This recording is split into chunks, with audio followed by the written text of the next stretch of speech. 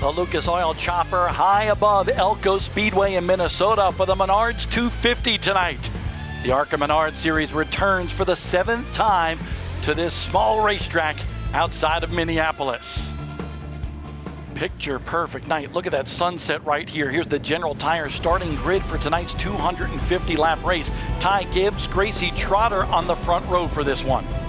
Great to see Gracie's qualifying effort. She loves the factor on a short track as well. She only has 10 cracks and making an impression here in this 2021 season. Corey Heim, as we mentioned, the point leader, starts fourth. Thad Moffitt in the top 5. He's got a top 10 string running and finishes. He wants to do better than 6th here tonight. That's where he'll start outside row 3 of that youngster, Daniel Dye, in his GMS racing debut. That's going to be a big story here tonight. The pro and super late model competitor. He's run the ARCA Menards Series East and now trying his hand at the National Tour. Thad Moffitt, top 5 in points, starts 6th. And then look at that 4th row. Jesse Love and Ron Vandermeer Jr. He's got a great story from up here in the Midwest. Mid-American Stock Car Series, a sportsman-based series. It's a big jump for him to get into the big time here at the ARCA Menards Series tonight in his debut. Adam Lemke, Nick Sanchez, 4th in points, starts 10th here tonight. Willie Mullins, nice to see him back. Remember that great runner-up finish he had a few years ago on the big track of Talladega. A lot of family in the area for that Virginia short tracker as well in car number 10 for Andy Hillenberg tonight. Owen Smith, Alex Clubb, who has 2 top 10 finishes this year in the ARCA Menards Series, hoping for a hat trick here tonight. Alex has only raced in 2 races. He said, man, I want to keep that string going. Said that they went through about 16 changes in practice this afternoon to get that number 27 pointed in the right direction. Our Sioux Chief onboard camera with the point leader, Corey Heim, for Venturini Motorsports. Talked to Corey earlier today. He's got a lot of confidence that car was a little bit tight in practice, but Billy Venturini believes that this track is going to loosen up here tonight. So we'll keep an eye on that for Corey Heim. His point rival is Ty Gibbs. He carries the Bounty onboard camera for Joe Gibbs Racing in that number 18, looking for his 6th victory of the season. You mentioned those 13 wins. He's been nearly unstoppable. But to his outside is Gracie Trotter with a great story here this race. Las Vegas Bullring is a little bit bigger than this track, and that's where she won her ARCA Menards Series West race last year. She raced there 3 times. She said, man, if I feel any comfort here, it's because I know I can feel the car like I did that night I won at Las Vegas Bullring last 2 years ago. I feel like it's 4th of July all over again. The fireworks overhead. Elko Speedway. A lot of pomp and circumstance here at this racetrack. Bob Sargent and his staff with Track Enterprises preparing us for some great racing here today at this place. Adam Lemke, one of the drivers in the 30, will start in that 5th row. We'll keep an eye on him in that Rhett Jones Motorsports machine as well with JRI shocks on the hood. It's the stout field, Bob. I'm telling you, there's a lot of different cars to watch. We're going to have a great onboard look with the number 18 of Ty Gibbs and the number 20 of Corey Heim carrying those cameras tonight. That's outside of the right side window, Ty Gibbs, the number 25 of Gracie Trotter. So we've got some great camera angles to bring you all this action on this little bull ring. Ty Gibbs, Gracie Trotter will bring the field to the green flag. Minnesota loves the ARCA Menards Series, and we are green at Elko.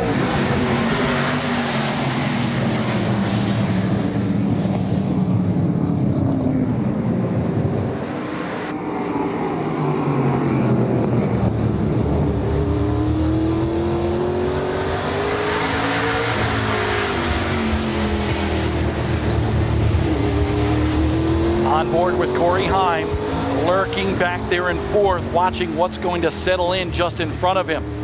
Ty Gibbs in the 18 has the lead. The 25 of Gracie Trotter on the outside of the front row settles into 2nd. These General Tires only have a couple laps on them, and it's been 4 hours, I think, since we qualified. So getting these cars up to speed quickly. Wayne Peterson to the infield, into the pit area. The pits are actually inside this little 3/8 mile racetrack, and I'm telling you, Wayne's got an issue. He's going to pull to the grass out of the way. That's pit road, the entire inside of the racetrack.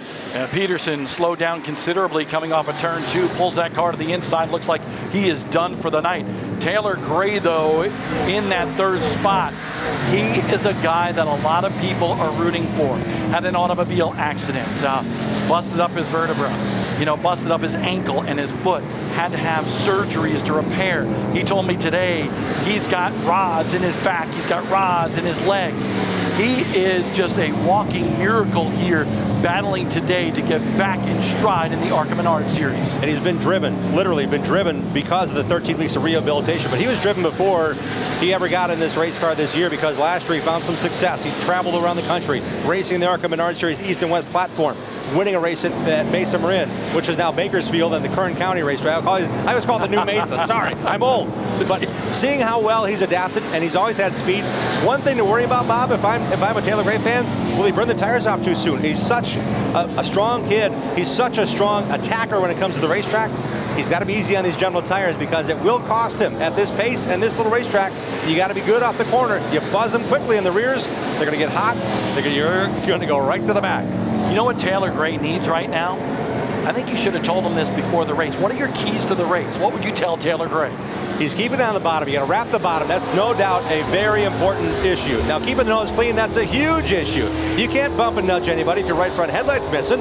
Also, being low on the racetrack, staying low is another key. See how Taylor's taking that corner? If he can actually make a pass, he's going to be able to do it off the corner and get underneath someone, but you need to stay low to get those passes completed. And this is a 250-lap race. It's going to go flying by. And those last 75 laps, man, they're going to click off quick, but you need to save something, because we saw a lot of position changes, a lot of guys saving and gals saving to the end of these races at Elko Speedway. So those last 25 are something you need to have something left for, meaning tires and handling for the end. You know what I like here is Corey Heim is looking to the outside. We believed it was going to be a one-groove racetrack. Well, look at that Grassman 20 try to work the outside groove. And Heim's working around that number 17 of Taylor Gray. Taylor is the driver we spoke about getting the injuries and getting back behind the wheel. They did shake him down in Orange County, but it was not necessarily a test of will. It was more of a test of how physically fit are you, Taylor. And they said, it's good enough. Let's get him back in that race car. He's running the next 4 ARCA races and making his truck debut at Watkins Glen.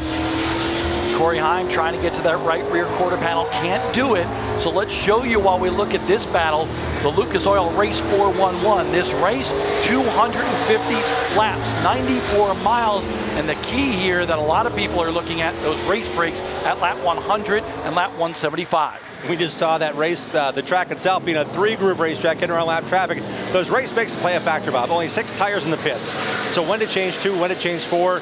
I'm guessing lap 100 we'll see a whole lot of 2-tire changes. Look at that. Corey Heim going to get it done the hard way around.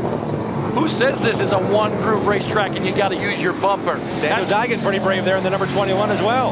And Daniel Dye is a great story. He's been really getting mentored by a lot of good people. I've been part of the Ben Kennedy Racing, the great-grandson of the founder of NASCAR. He's been running a pro late model and a super late model for him. Now getting his opportunity here with the ARCA Menards series on a national basis with the spotlight in that 21. Daniel Dye is a driver we're going to be getting to know over the next couple of years. They got acclimated together at Kenley, Southern National. They actually ran the ARCA Menards Series East race. He finished 6th there. But this is the first time to get within this group. Last year, he ran just a couple of races at this level. So to see him come to 4, he'll be racing a lot of the short tracks. And this young driver's got a ton of talent. I've seen him race, Bob, so have you, on the short tracks at the Snowball Derby. And he's just 17 years of age out of DeLand, Florida. So he's making the move to GMS Racing to kind of fill in where Jack Wood has been. But Jack's now focused more on the NASCAR Truck Series. And right now, Daniel Dye in that 21, when he runs on the East Circuit, he's currently 5th in the East point standing. So he's hoping to make that transition next year and maybe battle for a championship over here, and he's got the talent for sure. His crew chief's Chad Bryant, who again fielded Chad Bryant Racing and was a crew chief for Cunningham Motorsports as well for a number of years. They've raced a lot here at Elko Speedway, in contention for victories with Chad's direction, no matter where he was on top of the box. And here tonight with Daniel Dye, I asked him before we went to the autograph session, I said to Chad, the crew chief, I said, what have you had to tell this young driver the most? He said, keep the fenders on it. He said, I've seen him race. He's an aggressive driver, but we got to keep him fully in control here. So he said, between myself and Mark Gregory, the spotter, we'll be on him a lot to make sure that that nose stays clean. First yellow of the night does come out 22 laps into this one. And as for Bryce Hogberg, he winds up spinning out at number 11. Good looking paint scheme on that race car. All of Andy Hillenberg's cars looking pretty sharp here at Elko. Hogberg Farms, Erickson Farms, again helping this young driver in his 2nd career start. That's just fuel burning out of the exhaust pipes. Nothing to worry about there, but Bryce locking it down, can't refire it. And you notice in the very bottom right hand of our corner, there's grass down there. You don't want to be in the grass. That's like Martinsville. They finally paved the grass in Martinsville, but you get down there, it's going to be slick. So he wants to stay on the pavement. Andy Hillenberg has a lot of veterans, if you will, wheeling his machines. Bryce, only 17 years old. We have a lot of teenagers in the starting lineup here for sure. One of them actually leading this race so far. Ty Gibbs has been the man to beat thus far, Bob. Only 24 laps into this one. A lot more to come here. I think it's going to be a really good show. Don't go away. Plenty more to come. First caution of what could be a bunch on this tiny little track here in Elko, Minnesota. It's the Menards 250 for the ARCA Menards series. We are going to double file every restart. We're also going to let the leader choose what lane they want to restart in. If I'm Ty Gibbs, I'm thinking the bottom. Can't say for sure, though, because Ty has a really fast car. And his launch, Bob, this year, if you've watched the ARCA Menards series on MAV TV at Toledo or any other race we have on Fox, I'm telling you, he has such a good launch on restarts. It's hard to beat him. So he might, doesn't matter, I don't think, in this restart with this tires this fresh, Ty is going to be one to watch on this restart. He'll pick in either lane, and I think he'll have a shot at taking the lead into turn one, is what I'm saying. Here's what I like that we're doing on all of our broadcasts this year is picking out the Reese's Sweet move of the race. And while Ty Gibbs is leading this race, I'm going to give a nomination to Taylor Gray in the 17. Taylor Gray, I believe, deserves a nomination just because he started the race here today after being involved in that automobile accident. The fractured vertebra, the fractured ankle and foot, the rods and screws that hold everything together. He's got an insert, a special insert in that seat to help support his back a little bit. But he's right now running in the top 5, qualified 3rd. So I give that nomination for the Reese's Sweet move of the race, my nomination, the first one of the night, and I'm sure there will be plenty to Taylor Gray. But I think another one that might be good is something to do with that 20 car. I already jotted one down, and I'm telling you, the Auto Parker replay will show you why. Corey Heim on the outside of Taylor Gray, in lap traffic right there on the bottom. We have 3 wide, and this is how he got 3rd place on the outside in that number 20. My nod right now, if you like that move, you can vote on it tomorrow morning or Monday morning at 9 Eastern. The number 20 of Corey Heim is my on the early list of potential Reese's Sweet Move of the Race candidates. So the ARCA Racing Twitter tomorrow morning, 9 a.m. You can vote on the Reese's Sweet Move of the Race. Check it out. We'll have plenty of other nominations. And honestly, that was a fantastic move because the talk in the pit area today was that you cannot pass on the outside here at Elko. And guess where Heim's lining himself up? Right behind his points nemesis, Ty Gibbs on the inside line. Gracie Trotter started 2nd at Daytona as well. That race did not go well for her. This is her element. If there's anything to get comfortable with, it's her at this racetrack. She has Britt Anderson as her spotter. He's been here a bunch of times with Christian Eckes and other drivers, so it's going to help her navigate through this restart. Ty Gibbs, however, has control on the inside. They will fire right at the line in that box. Oh, Ty Gibbs playing a little cat and mouse game there. But we're back to green flag racing, 32 laps into this 250 lap race for the ARCA Menards series. The launch is there, but Ty has also said, if I get my right rear tail light anywhere near or clear of that front bumper, I want to know about it. Hal Martin, his spotter, giving him the clear sign. He moved up the backstretch and got the lead outright. What a spectacular view with that Sioux Chief onboard camera for Corey Heim, duking it out right now with the 17 of Taylor Gray. That is a battle and a half here early in the going at Elko. Here's Dave Reed. Well, Bob, let's talk about a couple of strategies that I heard the guys and gals talking about down here. First and foremost, the ARCA Menards series is a nice mix of veterans with a lot of young kids, and everybody from top to bottom just wants to get laps. Well, this is the longest race of the year, 250, so there's plenty of opportunity to get that valuable experience, especially with 3 race breaks. Everybody going hard now to see what the car needs. Going to take it easy in the middle one, fine-tune that so that they can go hard at the very end. Another key, watch these starts, guys. Drivers starting in 2nd gear are going to go up through 3rd and 4th. If you miss a shift, like Corey Heim admitted to me, trying to chase down Ty Gibbs in Toledo last time we were on MAV TV, you will give up track position. Corey Heim now to the outside of his teammate Gracie Trotter in that 25. Corey Heim's just so spectacular. A strong run for him on the outside once again. Look out, Ty Gibbs. Maybe Corey Heim knows something that could put him in victory lane here tonight over that 18. Everything pointed to racing on the inside line and being clean and being low. Well, Corey Heim's proving all of us wrong right now, making another pass for position on the outside. Great look from the chopper. Powering off the second corner, his car is true. Others are starting to wiggle already on this little short track. Jesse Love in that 15 has been very busy this week. Ran the Slinger Nationals, crossed the finish line in 3rd. Currently, right now, Jesse Love running in 6th and trying to fend off Thad Moffitt in the 46. I think Thad might have been thinking he was going to go back across the rear tail of the 15. Now they make contact there. Ooh, close call for both those drivers. Great move by Jesse Love to keep a hold of that car. A little nudge by Thad Moffitt, knocking Love out of the way. Maybe that was a Reese's Sweet move of the race for Jesse Love to hold on to it. Man, that was something else right there. Thad Moffitt said, I have a better car. You better get out of the way, buddy. Hey, the number 2 of Nick Sanchez also hitting the curbing. That gives the inside lane to first-timer Adam Lemke on the bottom. Lemke moves in position here in that black number 30 Ford. Lemke last year ran some late model stock cars for Dale Earnhardt Jr. and that junior motorsports team. Now currently running in the top 10, just inside the top 10 at night, but that is a bottleneck right there. The number 2 of Nick Sanchez, the full-timer out of Miami, Florida, racing against Adam Lemke, a kid out of California, trying to make his way into the ARCA Menards series after racing on the West Coast and a lot of late model stocks in the Carolinas the last couple of seasons after a hugely successful career in karting. Want to take a look at one of those nominations for the Reese's Sweet move of the race with an auto park it replay. Watch this save by Jesse Love. There's the contact from Thad Moffitt, and he just kind of kicked that wheel sideways, stood on the gas, and was able to save that race car. One more bump right there, Jim. Jesse wasn't committed to inside or outside. He thought he had clearance on the number 46 of Thad Moffitt, who had a whole bunch of steam coming in the corner. Thad was kind in that. Oh, not kind right now. Those two drivers getting together here.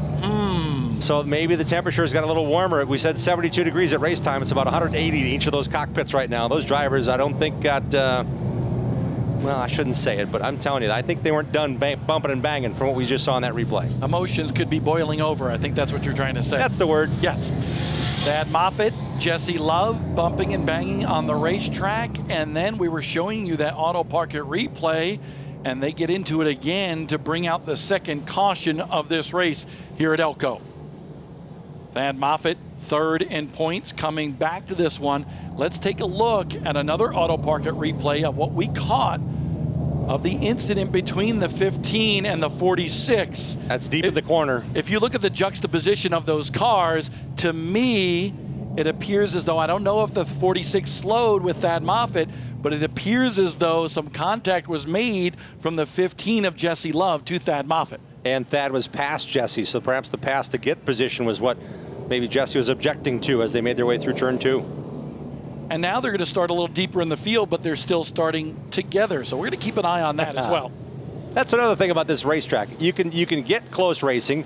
You can also boil over quickly, but there's a long race ahead. So I'm sure that Jesse Love is being told, hey, calm down. And Thad Moffitt is trying to put together a full season here in the ARCA Menards series. He's got a great string of top 10 finishes.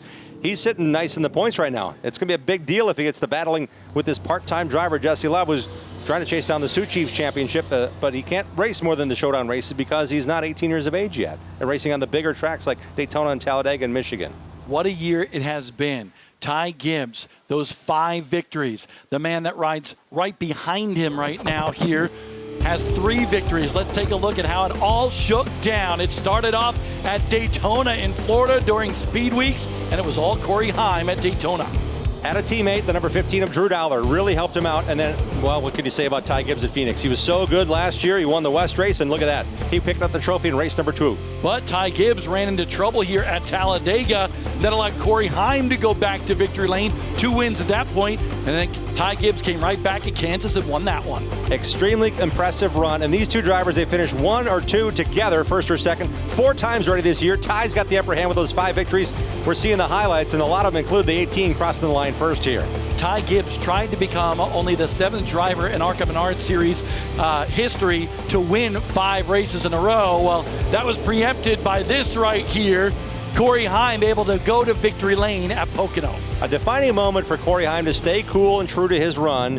Afterward, Ty Gibbs said, hey, I tried blocking Chandler Smith's run in that number 25. It didn't work out so well for me. And you saw the number 20 of Corey Heim's streak passed in that last run to the finish line, and that's how he picked up his 3rd and most recent victory in the ARCA Menards series. Let's ride with the Lucas Oil Chopper here, coming to green in the box there. Ty Gibbs kind of let off the gas last time. This time it's flat on the mat. This is a great shot here, Jim. I'm just loving it with this Bounty onboard camera. Corey Heim, Ty Gibbs waging war at Elko. Corey made the outside work 2 different times already in this race, only 51 laps into it. Right there. Notice, short track drivers and fans, how close you need to be to the car on the inside to make this pass work. You can't be a foot off the race car underneath it. You got to be 6 inches or less. And look at this run now. Corey Heim takes the lead from Ty Gibbs. You got to be kidding me. Corey Heim on the outside. Ty Gibbs trying to fight back on the inside. I'm sure Ty Gibbs is even saying, what did he find up there? And Ty Gibbs with that great launch again, thought, okay, I'm going to settle into my rhythm. Wait a minute. It's all changed now. Corey Heim leads here at Elko Speedway. We're on board with Ty Gibbs trying to get that good run off the bottom, and I think Corey's good roll through the exits of the corners, that's keeping Ty pinched down. He can't get any position right now on him. Still pretty side by side right here. Corey Heim trying to clear him. Will he do it? Not just yet, going into turn number 1. Ty Gibbs not giving up on that bottom. He wants that lead. Whoever leads the most laps, hey, it all counts towards the points total. On the outside, Heim is doing a great job. Ty may know right now he doesn't have the better car, but the longer it keeps Corey Heim on the outside, perhaps he's getting the number 20 to wear his tires. Maybe use up that car a little bit more if he stays inside and not clear back in second. And what he's doing right now, Corey Heim, is forcing Ty Gibbs to stay in the bottom and create a tight condition with that race car. Because if you don't get the sweep into the corner from the outside to the inside groove, it's hard to turn that corner on the bottom. Little contact between the top 2 right there. And think about what Corey Heim told us earlier today. He said his car was really, really tight, trying to go around the slower car of Brad Smith. And a little contact again from Ty Gibbs and the 20 of Corey Heim. But that tight condition might be really playing into Corey Heim's favor on the outside groove. Corey's running free right now. I'm a little worried about his tire wear because we don't really have a lot of laps on this racetrack side by side. We had practice earlier today with that single car runs, or if they ran together for 3-4 laps, that was it. Now we're, 5-7 laps into this run with Corey Heim just eking out the lead each time on this stripe to keep the lead since lap 53. And you never know. Ty Gibbs may be thinking about that. Let me keep Corey on the outside. Let me have him burn up that right front tire, use up that machine, and that'll allow me to have a little better tire a little bit longer into this run. Another little nudge there. We see the brakes now rotary glowing on the front of the number 18 of Ty Gibbs. He's trying everything he can, I think, to get the lead back here. He wants to set this pace. He knows how good his car is. If he gets the track to himself to run, he's using a lot of brake right now early on here to try to stay pace with Corey Heim and keep him on the outside. And don't let them kid you. These two are rivals. They try to shy away from that conversation. Whoa! Contact between the top 2 in this race and the top 2 in the point standings. Ty Gibbs able to take that lead back, and then a shot to his back end by Corey Heim. We talked about implications and ramifications on the shortest track of the schedule. We're seeing it play out among the point leaders, the teenagers, 2 points apart now. And Gibbs on the outside, and Corey gives him a bumper off of turn 4. I don't think Corey Heim liked that. Let's take a look at the Auto Park-It replay of the contact. There it was, the first contact from Ty Gibbs, and then Corey Heim trying to protect his groove. They made contact again in 3, and Gibbs in that 18 back to the front. And Heim sailed it into turn 3 for all it's worth, that he gave him a tap. Could have been a whole lot worse. We were just saying about how this rivalry is really starting to boil between these two. 5 wins and 3 wins apiece. Corey Heim is the so-called underdog, the kid from Marietta, Georgia, going up against the grandson of Coach Joe Gibbs. A lot of people believe that Ty Gibbs, he should be winning. You know why? Because he's at Joe Gibbs Racing, okay? But that kid is so mature behind the wheel. He has fought for everything he has had on the racetrack. But Corey Heim, at the same time, one of the talented up-and-coming kids in our sport, and they are fighting for supremacy here in ARCA. Couldn't agree with you more. And in terms of talent, Taylor Gray has it. Gracie Trotter has proved she can win in any level. She's racing a ton of late model stocks in the Carolinas, in the number 25 Calico Coatings Toyota. They got a great run going here. Taylor's getting back in the groove, and I think we'll see a lot more of Taylor Gray in these short tracks. I'm excited to know he's going to be racing with us next Saturday Night Live on MAV at Berlin Raceway. He's going to adapt quickly there, just like he has here for the first trip to Elko Speedway. Taylor Gray to the inside of the 25 of Gracie Trotter. This is a battle for third. That Ford machine for David Gilliland Racing looks like he's going to be able to take that spot. Gracie Trotter says it's too early to battle as we close in on that first race break. Surrounding yourself with good people. Taylor talked about the rehab and all the people that have been helping him out. Well, he has Chad Johnston, a winning crew chief in the Cup Series. He worked with Tony Stewart. He worked with a lot of different people. He is here helping this team as the crew chief for David Gilliland Racing. David's here as well, ever present on the radio, ever present for feedback. With all his experience, it all comes to fore, helping Taylor Gray and Thad Moffitt, his teammates, come to fore here in DGR. Flash is back out front here at Elko Speedway. Ty Gibbs, the eyes of determination, hoping for another victory, but we got a long way to go at Elko.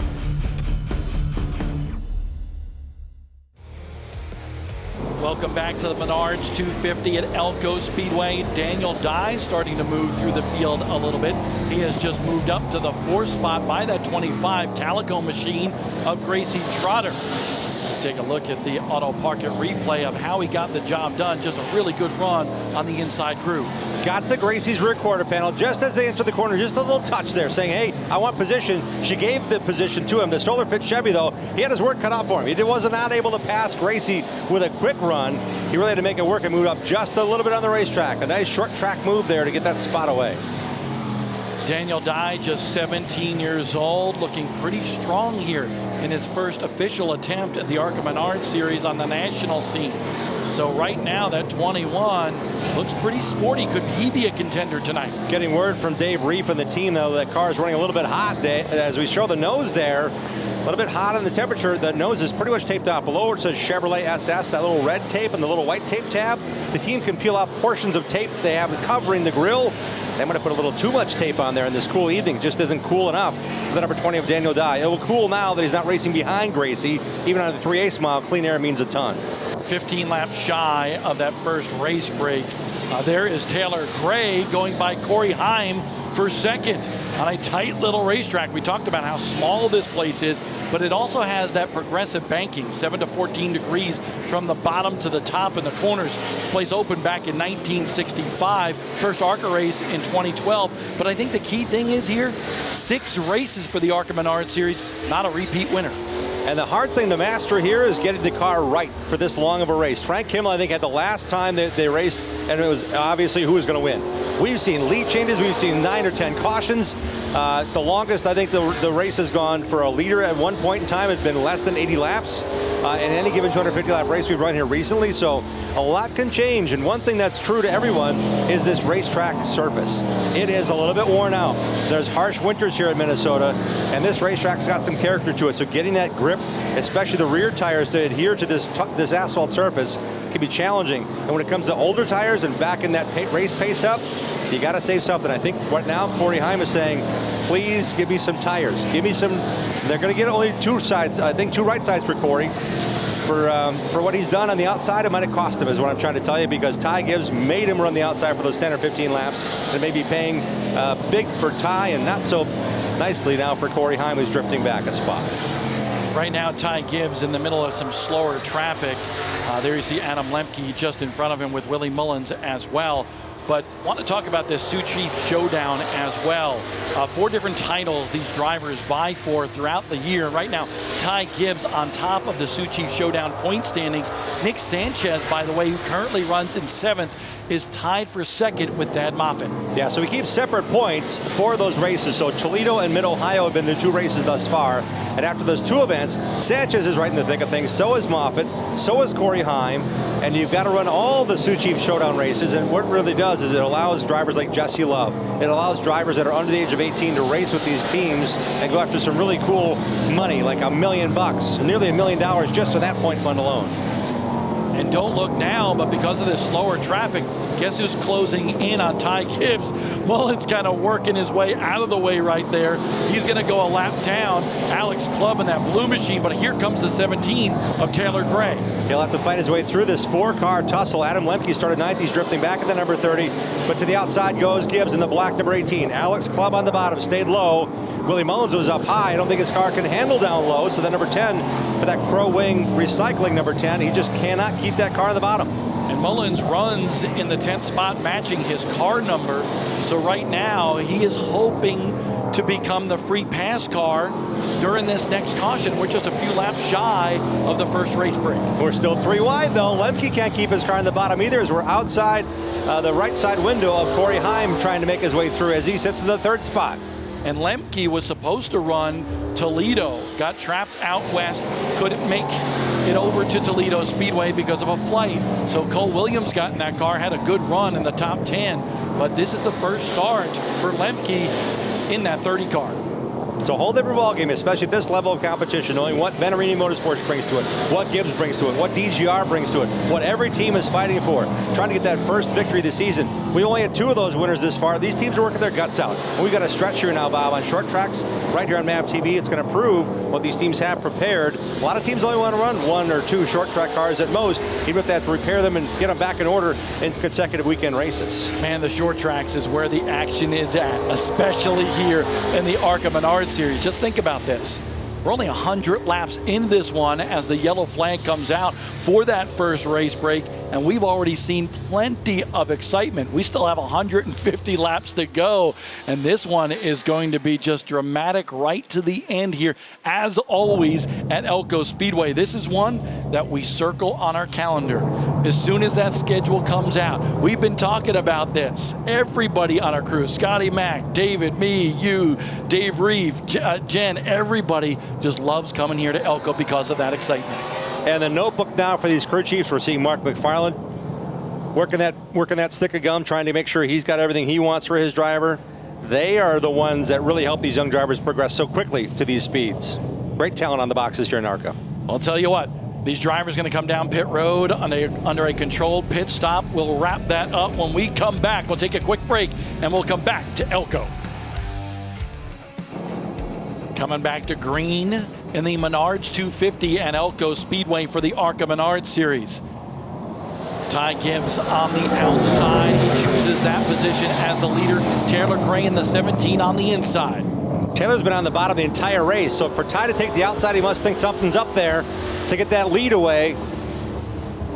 Watch and listen to this battle. There's Gracie Trotter in the 25, battling with the Craftsman car of Corey Heim. Side by side for the top spot. Taylor Gray has not given up. His first race back after 13 weeks in terms of a recuperation period after that automobile incident that fractured his ankle, his foot, and his vertebrae. He's got screws and bolts and rods in his back and more, and he's back battling for the lead at Elko. Not giving up easy here. He thinks maybe perhaps the best medicine is to lead a lap here. He's yet to do that, but man, he's ever so close on the bottom of that red and black Ford. He'll finally settle into second. Ty Gibbs just a little bit too strong right now. Ty Gibbs, I'm sure, asked for a couple different changes during that first race break. There is Corey Heim. His car maybe not as good as it was in the first 100 laps of this race. Jesse Love in the 15. Whoa, tapped there by the 46 of Thad Moffitt, moving the number 21 of Daniel Dye up into the outer groove. That's the second time this race that we've seen Thad Moffitt use that front bumper. Daniel Dye trying to get right back to the bumper of the 46.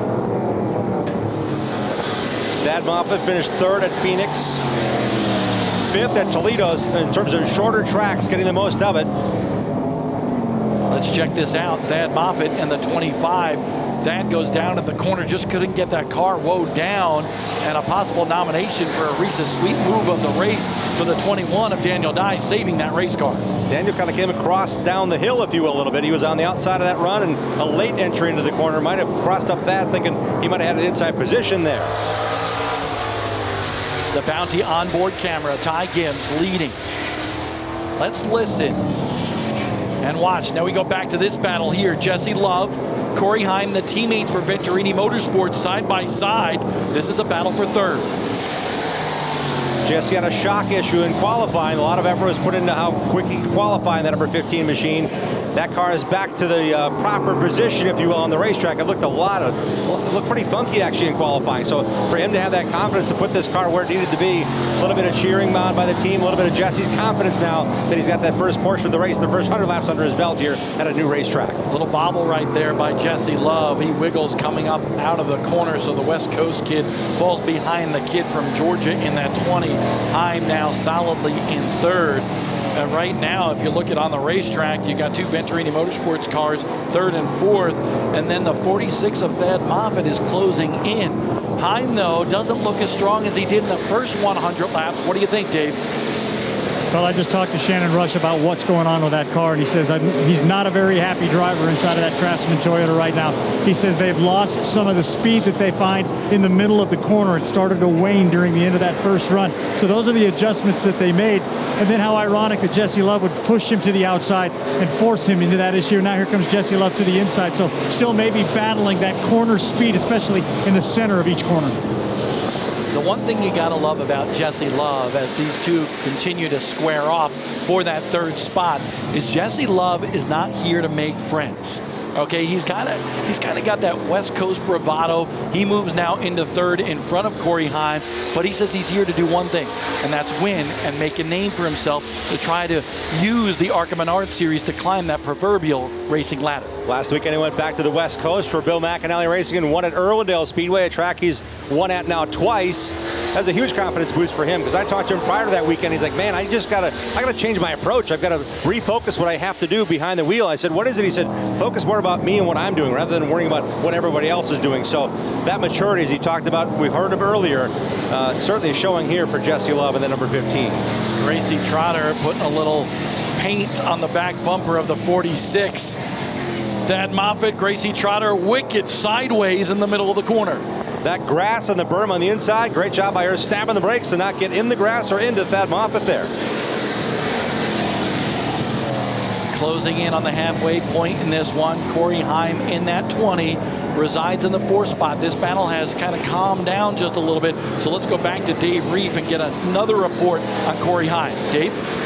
Well, it may appear that he's calmed down, but he just jumped on the Racing Electronics radio and was barking at his crew chief, Shannon Rush. He is very, very unhappy with his car now. Perhaps the team went the wrong direction, even tighter in the corner, losing some of that corner speed, losing track positions, and that does not make him a very happy driver. I listened to that team during the race break, and they were talking about actually adding tape under the car. A crush panel has come loose on the number 20, so perhaps that close bumping and running, multiple contact points with Ty Gibbs early in the race might have knocked that inner fender well out, so they may focus on that. Perhaps didn't get all the changes they want in that car in the race break. Just past the halfway point, and if you look at this Sioux Chief camera right here, you can kind of see how in the center of the corner, he's really got to slow up, loses some ground to Jesse Love because he can't point that car. It looks like it might be just a little bit too tight. It doesn't want to turn in the center of the corner, and that's where he's losing a little bit of ground, ever so slightly, to that car in front of him, Jesse Love. That means he can't get back on the gas pedal either as soon as he wants to either, and he's really fighting the outside. And here comes the 17-year-old out of Florida in his debut in the Stoller Fit Chevy. Daniel Dye underneath in that number 21 for position here, trying to battle into the top four. It's the battle for fourth. They're off the fourth corner, and Corey Heim somehow likes the outside enough to keep that spot for now. And Daniel Dye has been making a name for himself in those pro late models and super late models. Had some great runs down at New Smyrna Speedway during Florida Speed Weeks. Comes ever so close to hitting the side of the point leader, Corey Heim, in that 20. But Daniel Dye, I think, is just so impressive, Dave Reef, on his run so far in this race. And this is something that he thought might happen tonight. He admitted after all the practice laps and setting up for qualifying, they gave up a little bit of track position. Tough to believe with a guy that qualified in the fifth spot, but he says, we gave up a little bit there to get a little bit back in the race. We've got a good hot rod, and he's showing it right now, racing side by side, lap after lap with that 20 machine. The Dye put in some of the most laps in the number 21, 50 laps in practice. And Corey Heim here now knows, whoa, is there room for three? Dye made room for three. Slower car of Hogberg right there.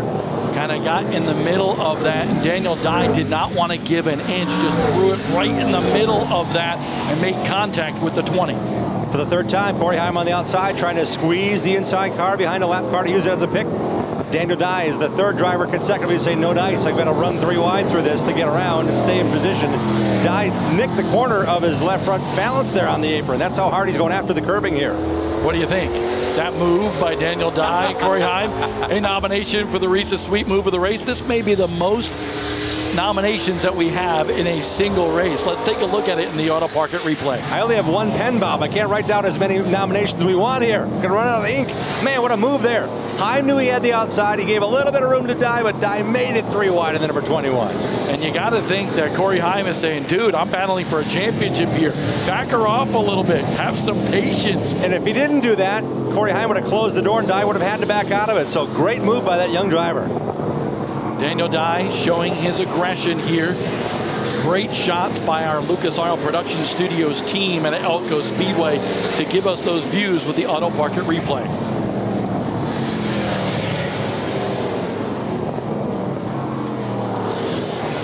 Thad Moffitt currently in 6th. Gracie Trotter lurking back in 7th. Still got a long way to go in this one at Elko Speedway.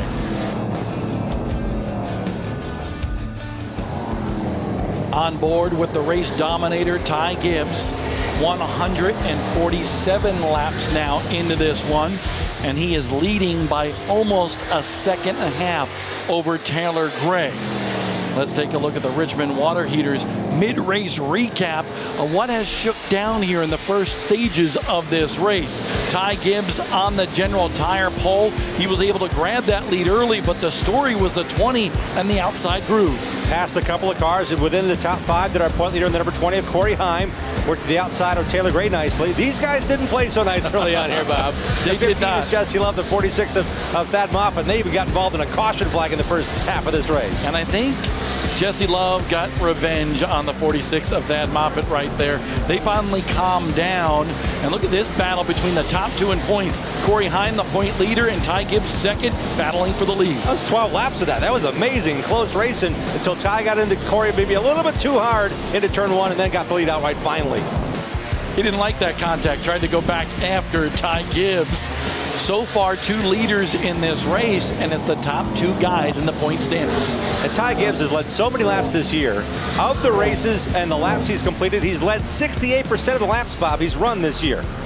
He's run, to this point, he has led nearly 70% of the laps he's completed this season. I have to say it that way to tell myself and convince myself he's dominating the season, but he has yet to lead the points. Corey Heim has had the consistency to lead this field through the first 8 races in the point standings. Well, Corey Heim doesn't really have much of a blemish. You mentioned that 7th place run, his worst finish, and he has completed all the laps of competition so far this year.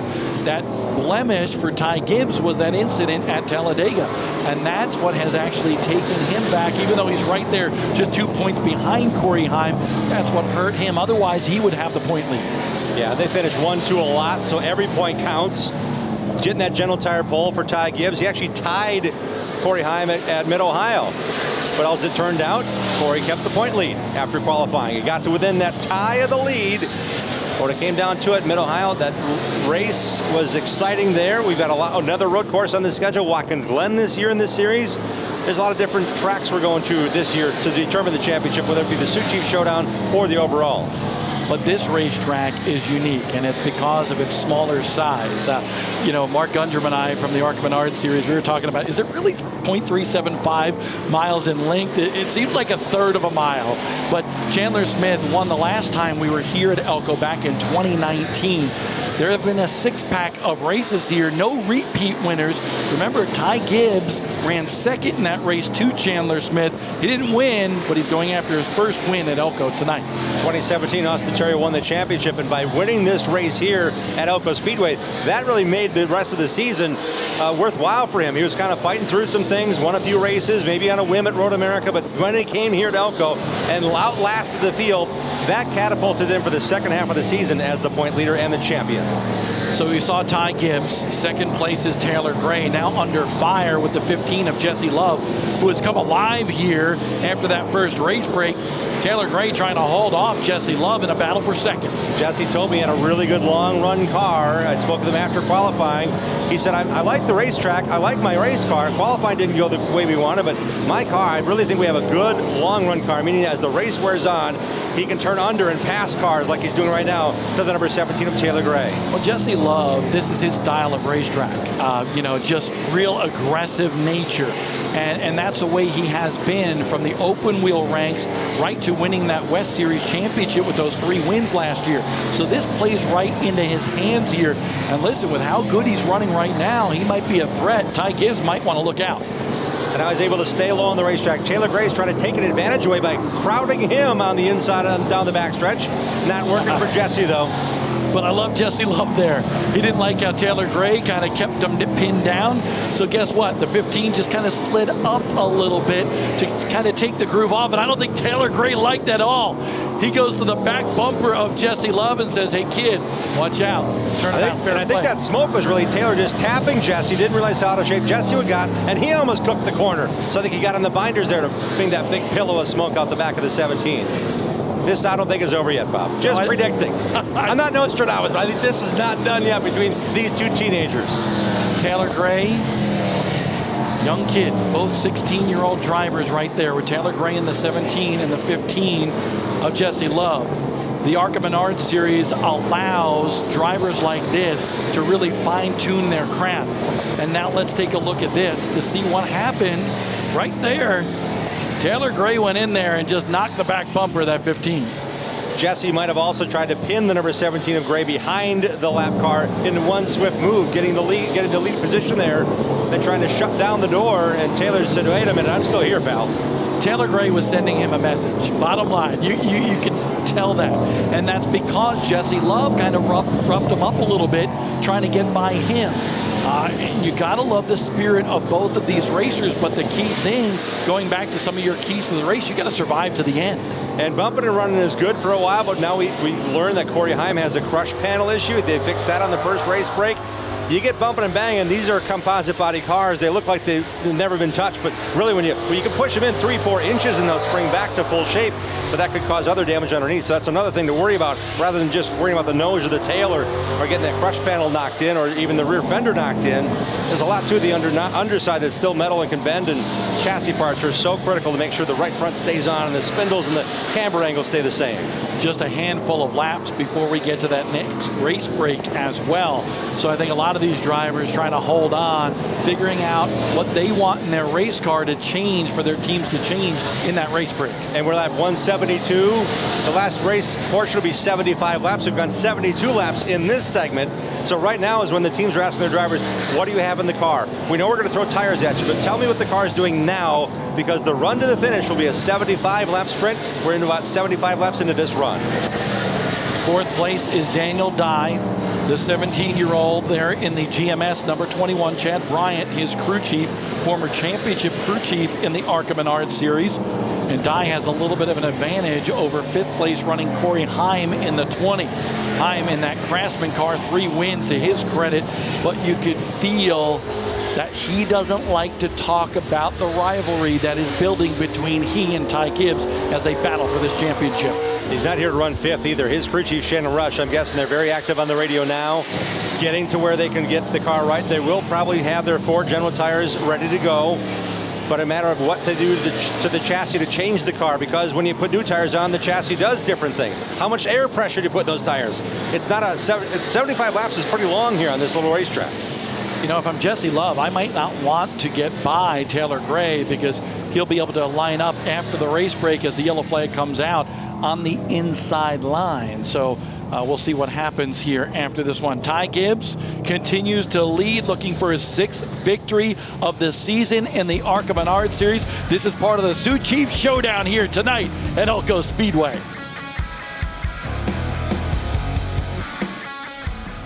Under 75 to go in the Menards 250 at Elko Speedway. The point leader, Corey Heim, in the 5th position. Jim, let's try to get a word with him. Corey Heim, Jim Trado in the MAV TV booth. What did you do to your car? What did you want? What do you need to contend for this victory tonight after this race break? Yeah, just struggled with a little bit of grip. My crew chief Shannon Spotter Roy has been doing a good job for me all night. Just not quite our night on speed so far, but we made some changes here, and we got the 4 fresh general tires ready to go. Yeah, 4 fresh ones. How much was it a handful, knowing that you had just 2 tires to change after that outside run you had for so many laps outside of Ty Gibbs and others? Yeah, I mean, we knew it was going to happen. It's part of it, but that's behind us now. We got 4 tires ready to go. We wish you well. Corey Heim, I'm telling you, that kid is driven. He knows what he wants in that race car. They just made a spring rubber change just before we talked to him. Let's go down to Dave. Very minimal changes for your race leader. Just wants a car that turns better. So with 4 brand new tires going on, the crew chief Kevin McFarland said, I'm going to adjust your air pressure just a little bit. Go get it. As far as the 15 goes, he wants to race that 18 machine. His crew chief said, race smart. With 75 left to go, he says, bring it home. Go get me a monster tonight if you can. We'll keep an eye on Jesse Love. Here's the restart. Ty Gibbs in control. That 18 pokes his nose out front, but Jesse Love wanting to get to second on the inside of the 17 of Taylor Gray. He knows how good Ty is on the launch. This is his chance to do it. Speaking of Jesse Love and the Mobil 1 Toyota on the bottom, running for second. The sweet sounds right there on a bull ring with the ARCA Menards series. Jesse Love going toe-to-toe with Taylor Gray. These two traded blows just prior to that race break.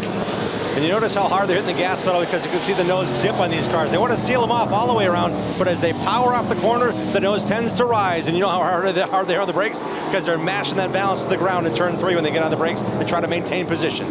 Jesse Love using up that racetrack ever so slightly, trying to keep this 17 car behind him. He stays on the bottom there, and now Taylor Gray back to third. 4th place is Corey Heim. He's moved up a spot by the 21 of Daniel Dye. Great run by Jesse Love, and smart move again. This is the 3rd time I've noticed Taylor Gray in the number 17 in his first race back. Let the car on the inside get past him and just ride in line, not use up his tires. That was a close call for all the top competitors. Bryce Hogberg spins on the racetrack for the 2nd time in this one to bring out the caution. So we get to see one of those cool restarts again. We've got a 10-lap sprint also to have these teams now evaluate what was the car like in those first 10 laps. Now we can simulate, really, after the race run, what do we need to do if we get a late caution? That's all the stuff that goes to the mind of these crew chiefs. They can run all the simulations they want. The drivers can race as many laps as they can at tracks that are available via sim racing or iRacing. And for Ty Gibbs, who does a lot of everything study-wise, he probably is unequal when it comes to studying an upcoming race, what he does behind the wheel of a simulator, what he does in studying film.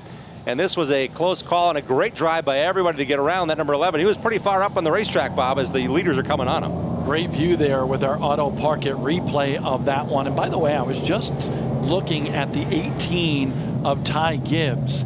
And during that last race break, look at that right front nose piece on that car where it connects with the fender.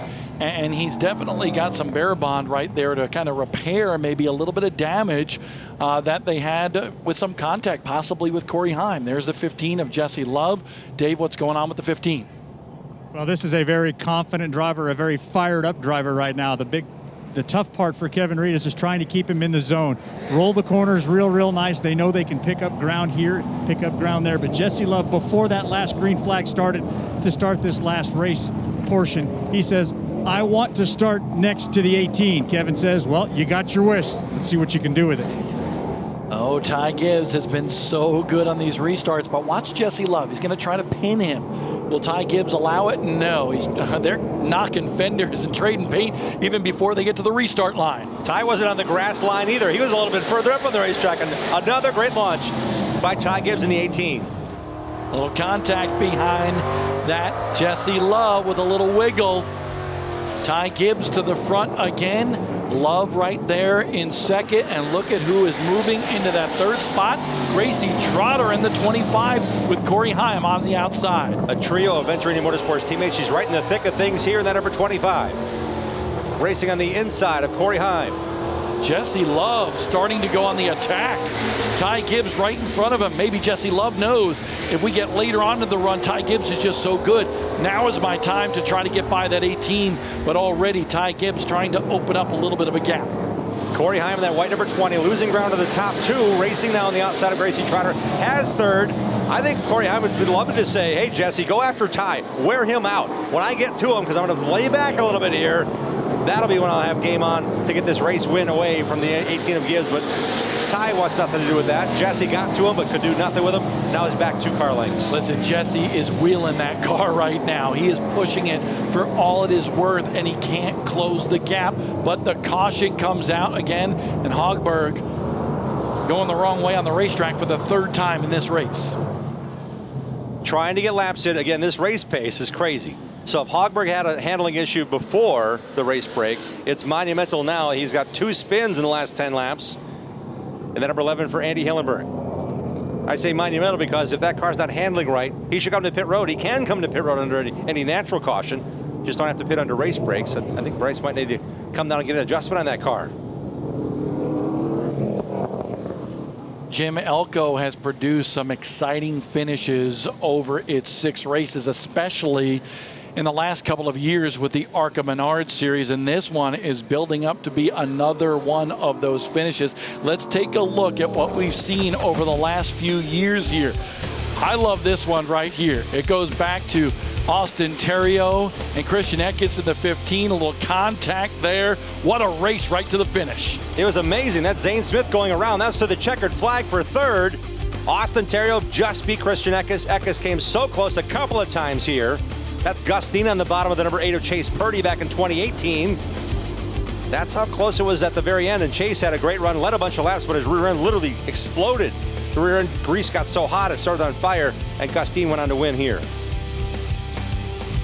And then in 2019, it was all Chandler Smith. A lot of drivers trying to take him down in this one. That was the dominating win. But the interesting, exciting finish here, Michael Self in the 25 and Christian Eckes in the 15, they were battling for a championship, and that was right to the wire. We talked about it all race long. Michael Self finished 4th. Eckes recovered to finish 11th. Those 7 places in the rundown really cost Eckes a lot of time. They really had to work at it. They finally won the championship in the last race of the season, passing Self in the points. What will be the Reese's Sweet move of the race? You can go online tomorrow on Twitter, ARCA Racing.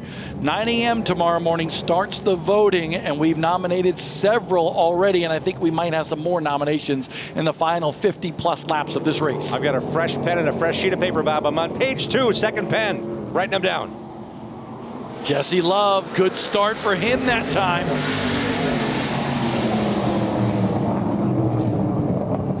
Look at Corey Heim. Corey Heim, we're 3 wide down the backstretch here. Jesse Love on the outside. There's Ty Gibbs and Corey Heim trying to go to the inside to move up until at least 2nd.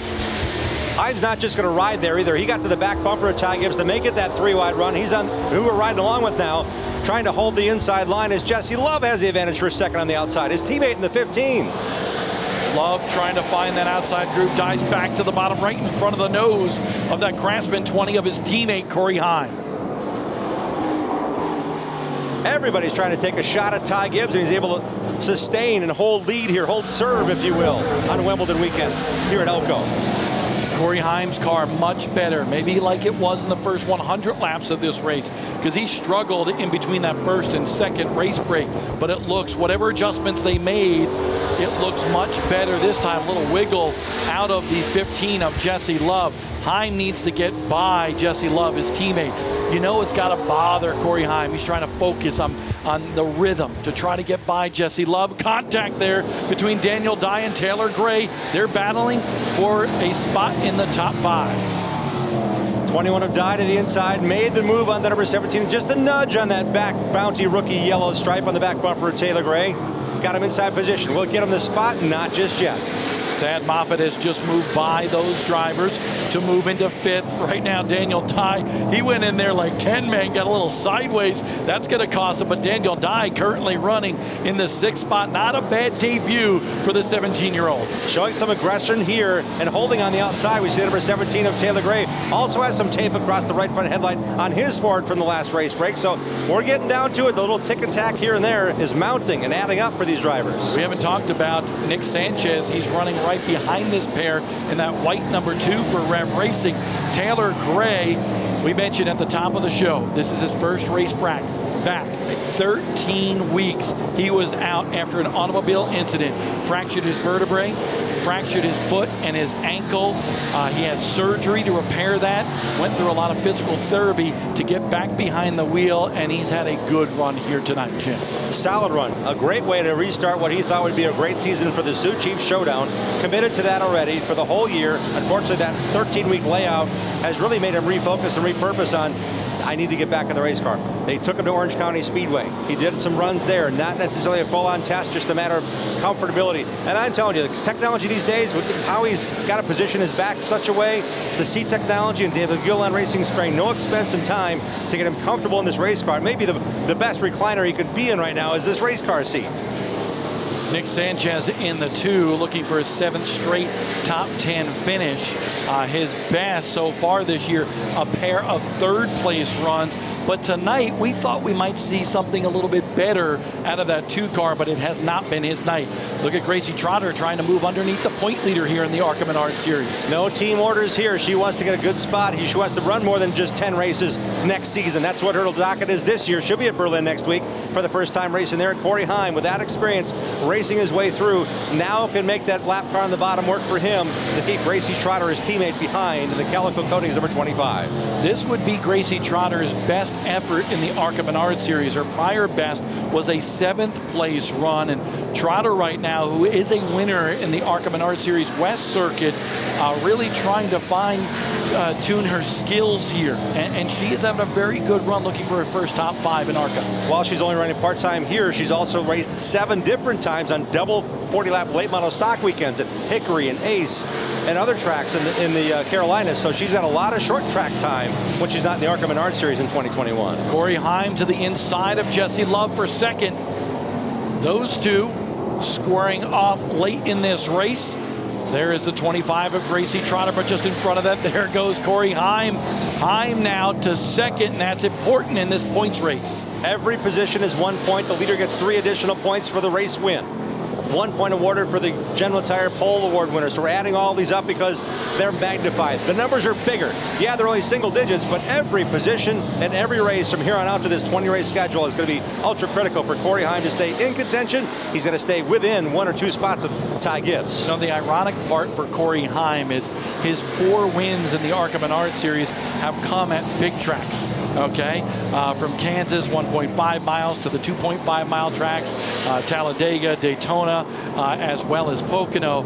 But he's a short track ace. He started out cutting his teeth in Legends car racing and then to late model stocks and super late models. He won Speedfest down at Cordele, Georgia a couple years ago. So it's kind of ironic that he still does not have a win on the short tracks in ARCA. He raced at Jennerstown last weekend, was in contention, won at his home track in Georgia already in a super late model this year. Late model stock last year, full-time in the cars, late model tour. A lot of short track racing in this driver's background. Hey, and by the way, Corey Heim Monday is going to Anderson Speedway in Indiana to run the Red Bud 400. He's got a busy weekend indeed. That guy pretty busy behind the wheel. A little bit of a Saturday night stroll here. Ty Gibbs now with 30 to go, closing in on his 6th win of the year.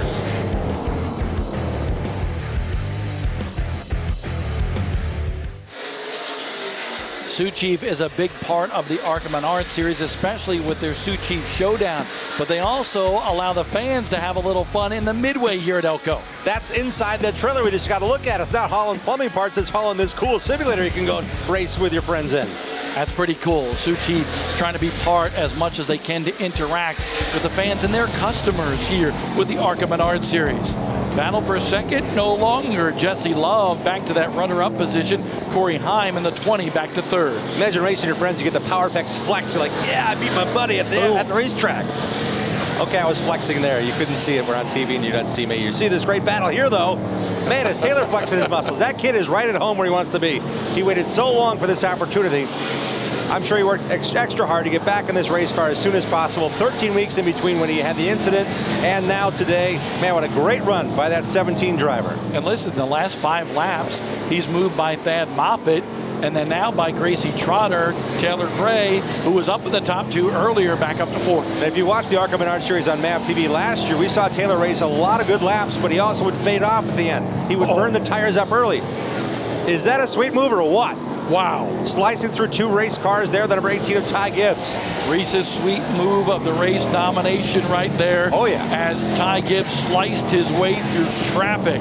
Close call. Hogberg was there. Willie Mullins was there. Ty Gibbs went right through the center. This kid is good. Yes, he's for real. Yes, he can win 2 of his 9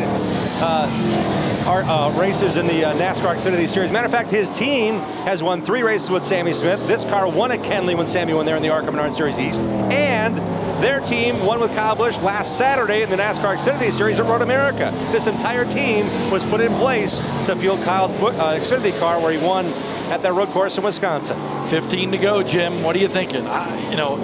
All the fans are probably rooting for a caution right now. Unless you're a big, big fan of Ty Gibbs, and there are plenty out there, you always want to see a close race. So right now, anything can happen at the end of these races. We've seen it a time or two here at Elko. But right now, he's got clear track in front of him. And Corey Heim, Jesse Love, Taylor Gray, all hoping for a late race caution. Ty is putting it out there. He's actually trying to build this lead. He's trying to do everything he possibly can. We don't see a lot of lap cars in his near future. But notice how wide he's arcing the race car into the corner. He is on the gas pedal. So if Jesse Love has any hope here, he's hoping maybe Ty goes conservative. Not the case. This is Jesse Love now running in second, also free of traffic. Great shot there of the gap, which is at 2.8 seconds right now between first and second. Second is that 15 of Jesse Love. So that gap keeps on widening just a little bit. Now 3 seconds that last lap. So Ty Gibbs is standing on the loud pedal. Ty Gibbs has invested the future of that Joe Gibbs Racing. He's going to run 15 Xfinity races this year. The number 20 of Corey Heim has already raced through Kyle Busch Motorsports, the Truck Series. We know Jesse Love is right in the Toyota Racing Development pipeline. They run top 3 here at Elko Speedway, developing their skills to move on, perhaps to race on Sundays in the very near future here. As we see the talent rising, Taylor Gray, throw him in the mix as well. Ford performances come to David Gillen. His grandfather Johnny has actually put money into the team and co-owns this team. Oh man.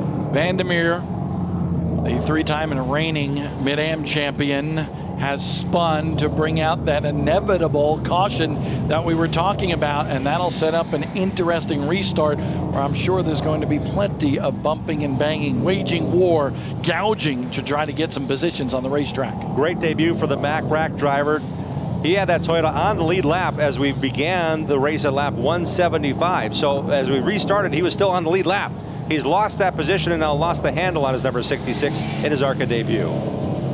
Good run by Vandermeer. I'm telling you, that's impressive to see how strong he can maintain pace with these really, really good drivers. The Auto Parker replay of what happened to Vandermeer in the 66 down in the corner. Gonna nail the Sioux Chief sign down there as well as the General Tire sign. That brings out the caution.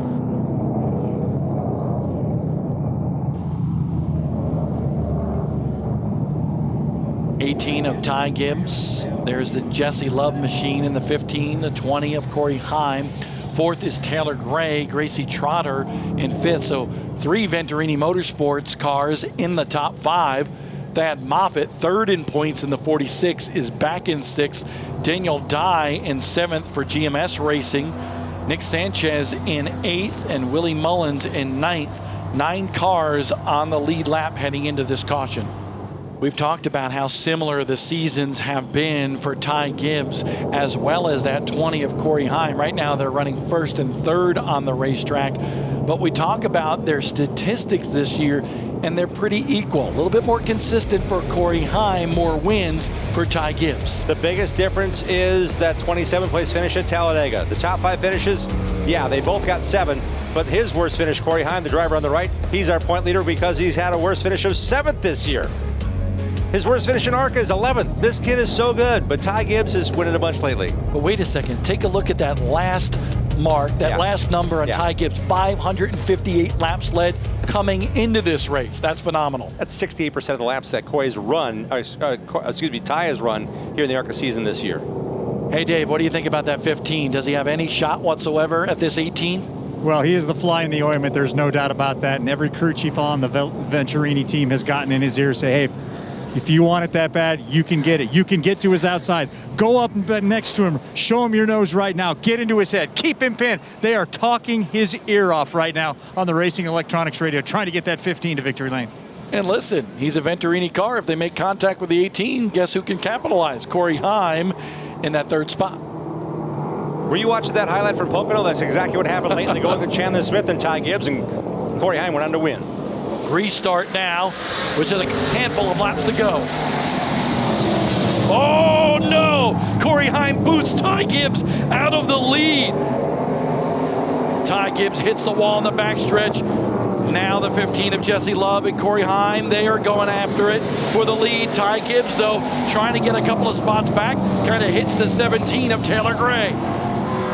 Bottom groove to the third shelf did go Ty Gibbs, thanks to the front bumper of the 20 of Corey Heim, our race leader. 1 lap to go for Corey Heim to try to win his first on a short track in the ARCA Menards series. You know Ty Gibbs has got to be ticked off. He takes Taylor Gray way up the racetrack. But Corey Heim will be a winner in the ARCA Menards series on a short track. Finally, it comes here at Elko. Woo! We told you there were some exciting finishes here at Elko, and that one did not disappoint. Heim wasn't waiting for something to happen. He made it happen on that restart. Getting to the back bumper of Ty Gibbs. Gibbs going up the hill. Corey got the lead, and you saw Ty immediately try to gain back ground, but popped the wall in the backstretch. I might have knocked the toe out of the 18. I want to see it again because Ty Gibbs was also, I think, a little agitated at the 17 of Taylor Gray. So let's take a look at the Auto Park at replay of what happened here. Watch Corey Heim. He just sends it in there and just nails the 18, sends him up the racetrack, doing what he had to do, but at the same time, that was an over-aggressive move for sure by Corey Heim. Taylor Gray's that black and red car. Not from this incident did they show aggression. They're right up the hill. Gibbs had nothing to do but hang on for that ride. Listen, that was a planned move if I ever saw one by Corey Heim. He did what he had to get the victory, but look at him. He locks in on entrance and just pushes him up the racetrack to grab that lead. Timed it right. Ty Gibbs is not happy for that move. That may last for the rest of the season, and there's some discussion already. Corey Heim has pulled his car to the front stretch into victory lane. There's the front bumper. That black mark from the back end of the 18. All post-race interviews ought to be interesting tonight on a Saturday night in Minnesota. Elko Speedway exudes drama. We saw it once again in the last few laps of this race. Another dramatic finish for the ARCA Menards series at Elko Speedway. That kid, Corey Heim, wins for the 4th time this year, the first on a short track in ARCA competition. But it didn't come without some controversy. Let's go down to victory lane where Dave Reeve is going to talk to our winner. Just talking right now with Billy Venturini. Plenty of hugs from the entire organization. Corey Heim, come on down and let's talk a little bit about this one. A short track ace finding victory lane for the first time in the ARCA Menards series.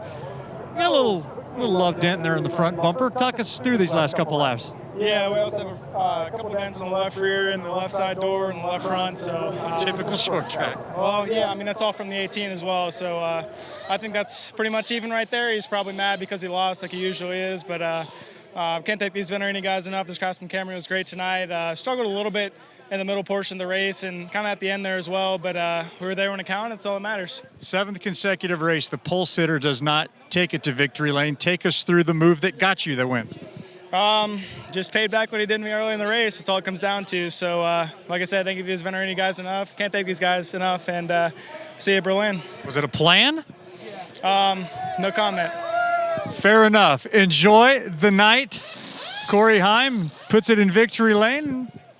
Kind of keeps it kind of quiet tonight. And you got to appreciate how Corey Heim handled that interview. A lot of these manufacturers put these drivers through PR classes. He said enough, but didn't have to say it all. Let's take a look at the results at how this one shook down because there was so much going on. Heck, we had some movers and shakers in the last couple of laps. Heim wins. Jesse Love, his best career ARCA Menards Series finish. In second, best National Tour finish as well for Gracie Trotter in third. Ty Gibbs on that last restart went from first to fourth, and he's going to leave here at Elko Speedway without the point lead once again. And Taylor Gray ended up in the 5th position. He was nearly into the backstretch wall in that final lap tussle with Gibbs, and Sanchez another top 10 run in 6th. Let's find out what Ty Gibbs has to say about all this with Dave Reef. Sure, Ty's trying to figure out still what he's going to tell us. I can see there's a lot of things going on inside your head right now. Take us through those last 5 laps. Yeah, I feel like, we had a really good, Toyota Camry. Just couldn't finish it off. I can't thank my guys enough. I'm very thankful to be here, and, I can't thank the man above for everything he's done in my life. He's done so much for me, and he's blessed me, and, I'm just very glad I found the Lord at a young age, so we're going to keep moving on. But this battle was pretty intense. You're going to go home with probably a little salt in the wound, right? No reason to worry about anything. No reason to, have any issues. He's got planned out for me, so I'll just follow along, and like I said, I'm happy where I'm at. You tried to fight back, though. You tried to get this thing back to victory lane tonight. How close were you? Yeah, as a race car driver and trying to be a champion, I'm always going to fight till the death of it, and that's what I'm going to do and win at all costs. And, tonight we didn't do it, but we're going to keep moving on, and we're going to make it happen hopefully later in the year. All right, my man. Thanks. Ty Gibbs, very careful with his words on the incident with Corey Heim that booted him out of the lead to 4th and gave Corey Heim the victory here tonight. The rest of the season is going to be pretty interesting between those two here, battling for a championship.